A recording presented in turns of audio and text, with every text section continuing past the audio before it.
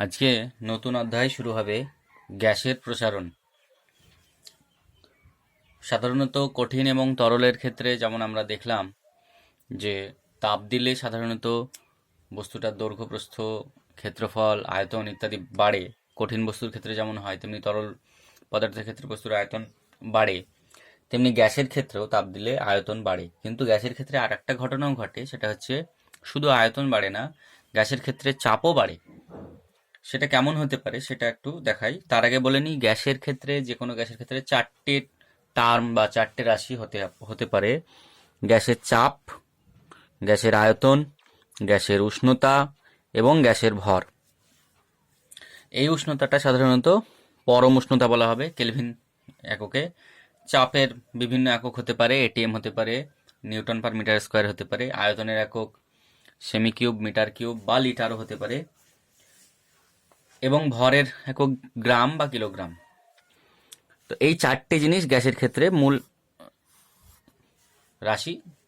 এখন আমরা যদি দেখা যাক কোনো জায়গার চাপ ফিক্সড রেখে, স্থির রেখে দিলাম, চাপের কোনো পরিবর্তন হলো না, তাহলে যত আমি তাপমাত্রা বাড়াবো তত বস্তুটার আয়তন বাড়বে, গ্যাসের আয়তন বাড়বে।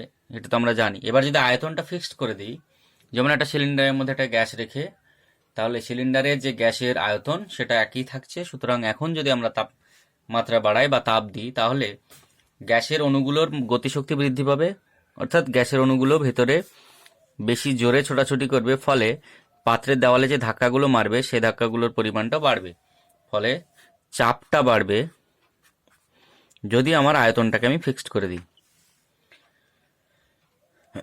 তো এই সমস্ত বিষয় আছে, কখনো চাপ স্থির, কখনো আয়তন স্থির, এরকম হতে হয়। আর একটা জিনিস বলে নিই, গ্যাসের ভর, একটা নির্দিষ্ট পরিমাণ গ্যাসের ভরকে তো মাপার থেকে গ্যাসের মোল সংখ্যা নির্ণয় করা অনেক সহজ। মোল সংখ্যার যে ফর্মুলা হয়,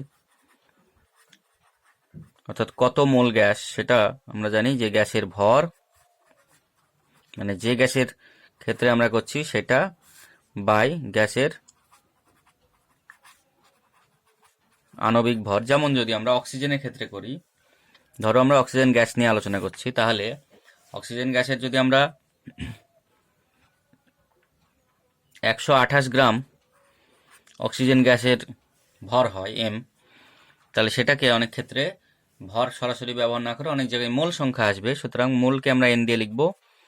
তাহলে মোল সংখ্যা সমান হচ্ছে গ্যাসের ভর এম বাই এই বড় এম দিয়ে আণবিক ভর বোঝায়, তাহলে 128। আর আমরা জানি অক্সিজেনের আণবিক ভর হচ্ছে 32, সুতরাং 4 হবে, সুতরাং 4 মোল। আচ্ছা,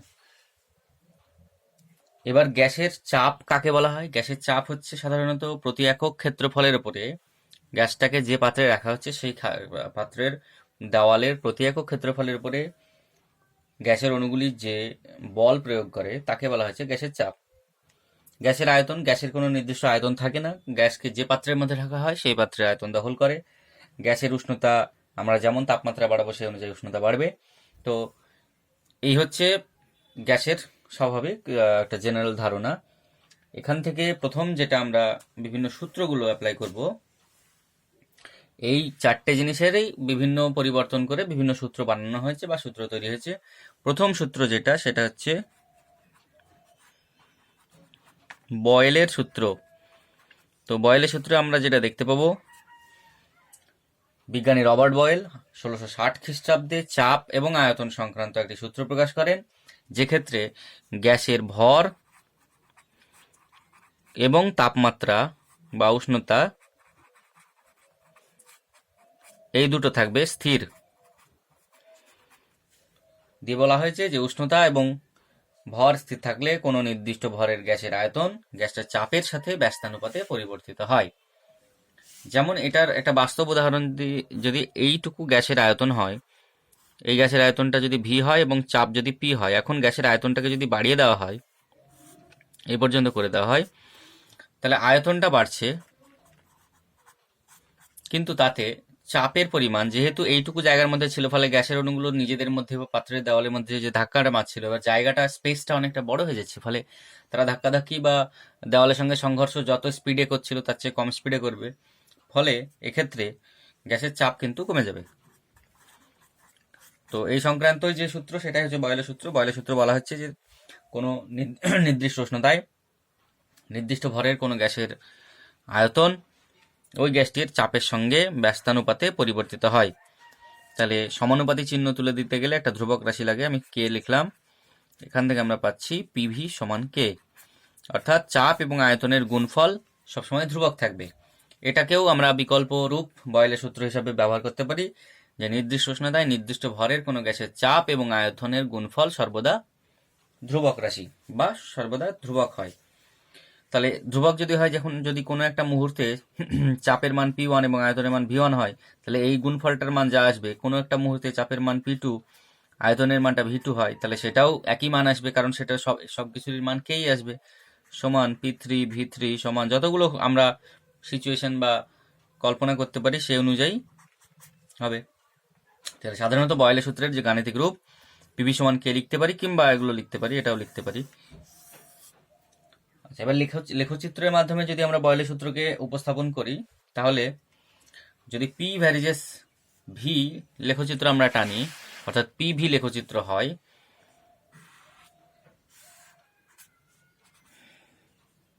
এদিকে নিলাম পি কে, এখানে নিলাম ভি কে, তাহলে সাধারণত যেটা আমরা দেখতে পাচ্ছি যে যদি ব্যস্তানুপাতিক সম্পর্ক সেহেতু সেক্ষেত্রে এটা এরকম হবে। আচ্ছা, এবার দেখিয়ে দিচ্ছি, এই তিনটে আঁকছি তিনটে তাপমাত্রার জন্য, ধরেছি T1 T2 T3। তাহলে কোন তাপমাত্রাটা বেশি হবে? যদি আমি এই জায়গাতে ফিক্সড করি, এই পয়েন্ট থেকে একটা লম্ব টানি, এটাকে যদি T1 ভাবি, এটাকে যদি T2 ভাবি এবং এটাকে যদি T3 ভাবি, তাহলে দেখো এই পজিশনে আয়তনটা একটা ফিক্সড করে দিলাম, এখানে উপরে যত যাবো মানে চাপ বাড়ছে। তাহলে সাধারণত চাপের সঙ্গে তাপমাত্রার সম্পর্ক কেমন, যে যদি আয়তন ফিক্সড হয় তাহলে চাপ বাড়লে উষ্ণতা বাড়ালে চাপ বাড়বে, কারণ গতিশক্তিগুলো বাড়বে অণুগুলোর, ফলে তারা ধাক্কাধাক্কি বেশি করবে, ফলে চাপটা বাড়বে। তাহলে যত উপরের দিকে যাব তত চাপ বেশি, তার মানে তাপমাত্রার সিরিয়ালটা কেমন হবে, সবচেয়ে উপরের তাপমাত্রাটা বেশি হবে, তারপরে তাপমাত্রাটা কম হবে, তারপরে তাপমাত্রাটা আরো কম হবে।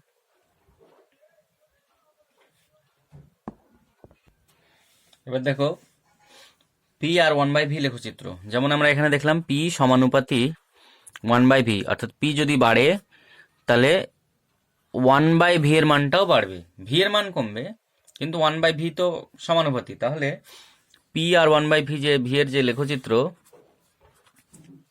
এটাকে যদি আমি 1/v দিই আর এখানে যদি পি দিই, তার মানে এটা কিরকম হবে, এটা হবে সমানুপাতি।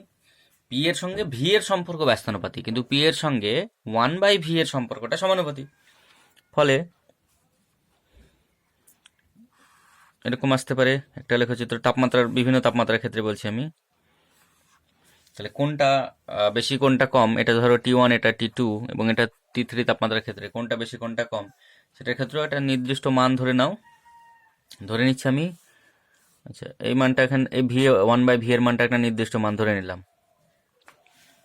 তাহলে কোন তাপমাত্রাটা বেশি সেটা চাপের মান থেকে বোঝা যাবে। দেখো এই বিন্দুটা দেখো, এই বিন্দুটা দেখো, এই বিন্দুটা দেখো, এই তিনটে বিন্দুর মধ্যে কোন ক্ষেত্রে চাপের মানটা সবচেয়ে বেশি? চাপের মানটা এখানে সবচেয়ে বেশি, এখানে সবচেয়ে কম, এখানে আরো কম। তাহলে এখানে যেহেতু চাপের মানটা অনেক বেশি, সুতরাং এই জায়গাতে উষ্ণতা সবচেয়ে বেশি, এখানে উষ্ণতা সবচেয়ে কম, এখানে তার চেয়ে কম, তাহলে T3 greater than T2 greater than T1। আচ্ছা, এবার হচ্ছে পিভি পি লেখচিত্র কিংবা পিভি ভি লেখচিত্র।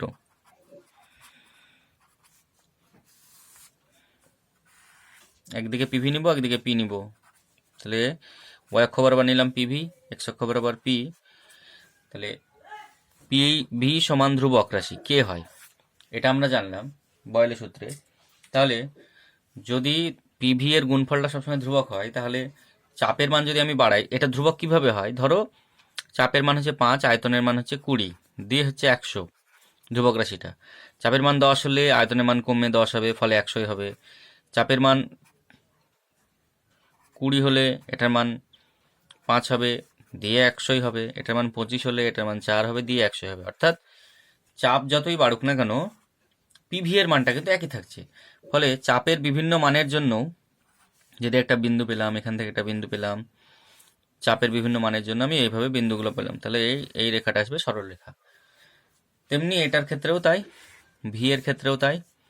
একদিকে যদি পিভি আর একদিকে ভি নিই তাহলেও এই একই আসবে, এরকমই আসবে। তাহলে এই হচ্ছে বয়েলের সূত্র। কিছু অঙ্ক আমি একসঙ্গে পরে করাবো। নেক্সট হচ্ছে চার্লসের সূত্র। তো এই সূত্রে ধ্রুবক রাশি যে দুটো হবে সেটা হচ্ছে গ্যাসের ভর এবং গ্যাসের চাপ, এই দুটো স্থির থাকবে। অর্থাৎ চাপ স্থির রেখে নির্দিষ্ট ভরের কোনো গ্যাসের 0 ডিগ্রি সেলসিয়াস উষ্ণতায় যে আয়তন হয়, 1 ডিগ্রি তাপমাত্রা যদি আমরা বাড়াই তাহলে 0 ডিগ্রিতে আয়তন যত হয় তার 1/273 অংশ বাড়ে। বিষয়টা ভালো করে বোঝালে এরকম হবে যে ধরো 0 ডিগ্রি সেলসিয়াস উষ্ণতায় কোনো গ্যাসের আয়তন সমান হচ্ছে V0। এখন যদি আমি 1 ডিগ্রি সেলসিয়াস তাপমাত্রা বাড়াই, তাহলে 1 ডিগ্রি সেলসিয়াস করলাম উষ্ণতায়, আয়তনটাকে আমি V1 ধরলাম, তাহলে V1 এর মান হবে V0 তো থাকছেই, অর্থাৎ 0 ডিগ্রিতে যে তাপমাত্রা সেটা তো ছিলই, তার সঙ্গে 1 ডিগ্রি বাড়ানোর জন্য কতটুকু বাড়বে আয়তন, সেটা হচ্ছে 0 ডিগ্রি সেলসিয়াস উষ্ণতায় যে আয়তন থাকে তার 1/273 অংশ বাড়ে। তাহলে বাড়বে কতটুকু? V0-র 1/273 অংশ। তাহলে V0 কমন নিলাম, 1 + 1/273। আচ্ছা, যদি আমি 2 ডিগ্রি সেলসিয়াস বাড়াই তাহলে সেম হবে V0 × 1 + 2/273। এরকম করে যদি আমি T ডিগ্রি সেলসিয়াস পর্যন্ত বাড়াই তাহলে VT সমান হবে V0 × 1 + T/273। তাহলে এই হচ্ছে চার্লসের সূত্রের গাণিতিক রূপ। VT সমান V0 × 1 + T/273। বাড়বেই শুধু তাই নয়, কমতেও পারে। যদি আমি T ডিগ্রি সেলসিয়াস কমাই তাহলে আয়তনটা মান হবে V0 × 1 - T/273। এখানে হচ্ছে T ডিগ্রি সেলসিয়াস তাপমাত্রা বৃদ্ধি করলে, আর এটাতে হচ্ছে T ডিগ্রি সেলসিয়াস তাপমাত্রা যদি আমরা হ্রাস করি বা কমাই তাহলে এইরকম ধরনের সমীকরণ আসবে। এই হচ্ছে চার্লসের সূত্র। এর ক্ষেত্রেও বিভিন্ন রকমের সমীকরণ, মানে বিভিন্ন রকমের অঙ্ক করানো যায়। এবার এখানে আরেকটা জিনিস আছে বোঝার, সেটা হচ্ছে এই চার্লসের সূত্রের বিকল্প রূপ বের করা। চার্লসের সূত্রের বিকল্প রূপের জন্য আমরা কি করব দেখো, গাণিতিক রূপটাকে যেটা আমরা ব্যবহার করছি এক্ষেত্রে, এখানে যে তাপমাত্রাটা ব্যবহার করছি সেটা কিন্তু ডিগ্রি সেলসিয়াসে ব্যবহার করছি। এবার যদি আমরা সেটা ডিগ্রি সেলসিয়াসে ব্যবহার না করে যদি আমরা সেটাকে পরম উষ্ণতা বা পরম স্কেলে ব্যবহার করি তাহলে কেমন আসবে সেটা দেখব। প্রথমে আমরা সেটা করার আগে তাহলে যদি আমরা তাপমাত্রা বাড়াই তাহলে আয়তন বাড়তে থাকে, তাপমাত্রা কমালে আয়তন কমবে। তাহলে এমন একটা তাপমাত্রা আমরা বের করতে চাই যে তাপমাত্রা আয়তনটা 0 হবে। তাহলে VT এর ভ্যালু যদি 0 হয় তাহলে V0 × 1 - T/273, তাহলে 1 - T/273 সমান 0। অতএব আচ্ছা সরি, এটা প্লাসই, এই সমীকরণটা ধরি আমরা করব। অতএব T সমান এখান থেকে আসবে -273 ডিগ্রি সেলসিয়াস। অর্থাৎ যদি আমরা তাপমাত্রা কমাতে কমাতে -273 ডিগ্রি সেলসিয়াসে চলে যাই তাহলে কোনো গ্যাসের আয়তন 0 হয়ে যাবে, এবং সেই উষ্ণতাকে বলা হয় পরম শূন্য উষ্ণতা। এই উষ্ণতাকে বলা হচ্ছে পরম শূন্য উষ্ণতা। এবার এই পরম শূন্য উষ্ণতাকে প্রমাণ হিসাবে ধরে যে স্কেল, মানে তাপমাত্রা যে স্কেল মাপা বা তৈরি করা হয় তাকে বলা হচ্ছে কেলভিন স্কেল। তাহলে কেলভিন স্কেলের শুরু হবে 0 কেলভিন দিয়ে। এই 0 কেলভিন মানে হচ্ছে -273 ডিগ্রি সেলসিয়াস, এবং 1 ডিগ্রি 2 ডিগ্রি করে বাড়বে। তেমনি এখানেও কেলভিন স্কেলেও 1 ডিগ্রি 2 ডিগ্রি করে বাড়বে। আমরা জানি যে সিজিএস পদ্ধতিতে তাপমাত্রার যে একক সেটা হচ্ছে ডিগ্রি সেলসিয়াস, এসআই পদ্ধতিতে হয় কেলভিন। এখানে অবশ্যই ডিগ্রি কেলভিন লিখবে না ভুল করেও। আর এফপিএস বা এমকেএস যে পদ্ধতি হয় সেটাতে ডিগ্রি ফারেনহাইট হয়, এবং সেলসিয়াসের সঙ্গে ফারেনহাইটের যে সম্পর্ক সেটাও লিখে দিচ্ছি, C/5 = F-32/9। এই রিলেশন থেকে আমরা সেলসিয়াস এবং ফারেনহাইটের মধ্যে সম্পর্কটা নির্ণয় করতে পারি। তাহলে এক্ষেত্রে কেলভিন স্কেলের সঙ্গে যদি সম্পর্কটা আমাকে বের করতে হয় তাহলে এটা এরকম হবে, টি, এটা কেলভিন স্কেলের টি মানে তাপমাত্রা, এখানে আমি লিখে দিলাম ব্র্যাকেটে কেলভিন স্কেলে, সমান হচ্ছে ছোট হাতের টি মানে এটা ডিগ্রি সেলসিয়াস স্কেলে, প্লাস 273, এই হচ্ছে সম্পর্ক। যদি তোমাকে বলা হয় যে 5 ডিগ্রি সেলসিয়াস সমান কত কেলভিন, তাহলে এখানে 5 বসিয়ে দিতে হবে, 273-এর সঙ্গে 5 যোগ, তাহলে 278 কেলভিন। যদি বলা হয় 0 ডিগ্রি সেলসিয়াস সমান কত কেলভিন, 0 ডিগ্রি সেলসিয়াস, তাহলে এখানে 0 বসিয়ে দিতে হবে, তাহলে কেলভিন স্কেলের মান আসবে 273 কেলভিন। এরকমভাবে 27 ডিগ্রি সেলসিয়াস সমান কত কেলভিন, তাহলে এখানে 27 বসাতে হবে, 27 273 যোগ করলাম, তাহলে 300 কেলভিন হয়ে গেল। মানটা এভাবে আসবে। এইবার এই সমীকরণটা ব্যবহার করব আমরা চার্লসের যে গাণিতিক রূপ এসেছিল সেটার ক্ষেত্রে।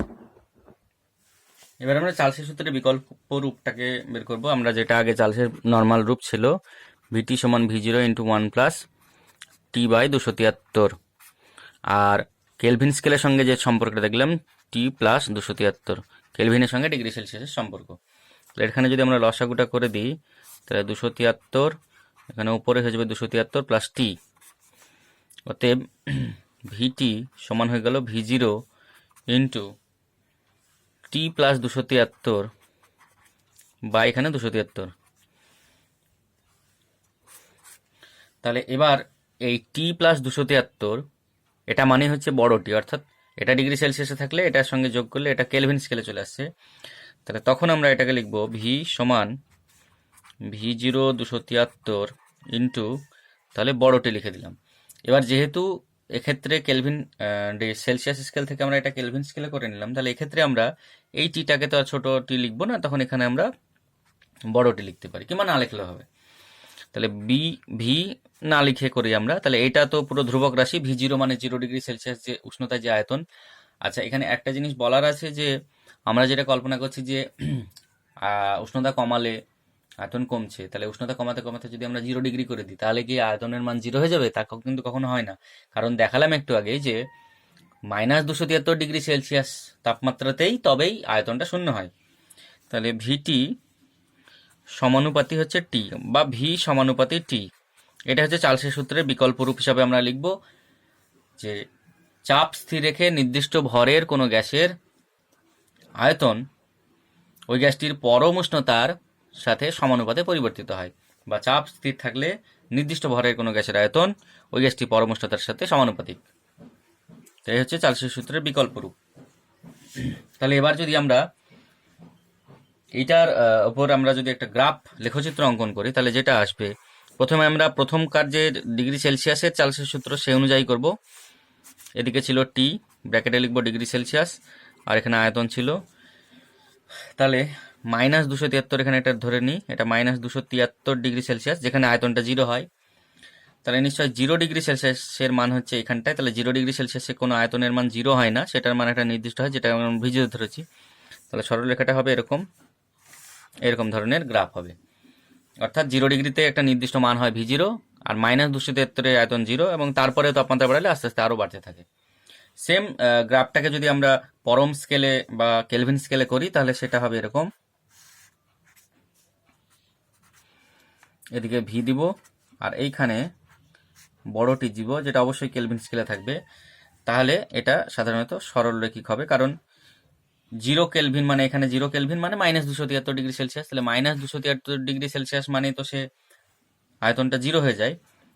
আচ্ছা, তাহলে এইভাবে নিয়ে আসবো, নিয়ে এসে আচ্ছা সরল লেখা হবে এটা।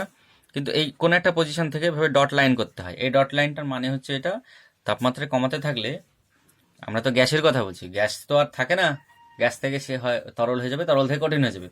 ফলে এই পর্যন্ত যদি গ্যাস হয়, তার নিচে আস্তে আস্তে এই ডটেড লাইন মানে হচ্ছে অবস্থার পরিবর্তন হয়ে গেছে, অর্থাৎ গ্যাস আর নেই, সে তরলে পরিণত হয়েছে বা কঠিনে পরিণত হয়েছে। তাহলে এই হচ্ছে চার্লসের সূত্র এবং বয়েলের সূত্র। পরের দিন নেক্সট পার্টটা শুরু করব। চাপের সূত্র আছে, চাপ আয়তন গুণাঙ্কগুলো আছে, এবং আদর্শ গ্যাসের সমীকরণ, চার্লসের সূত্রের এবং বয়েলের সূত্রের সম্মিলিত রূপ, এখান থেকে আমরা পরের দিন থেকে শুরু করবো এটা। আজ তাহলে এই পর্যন্ত থাক।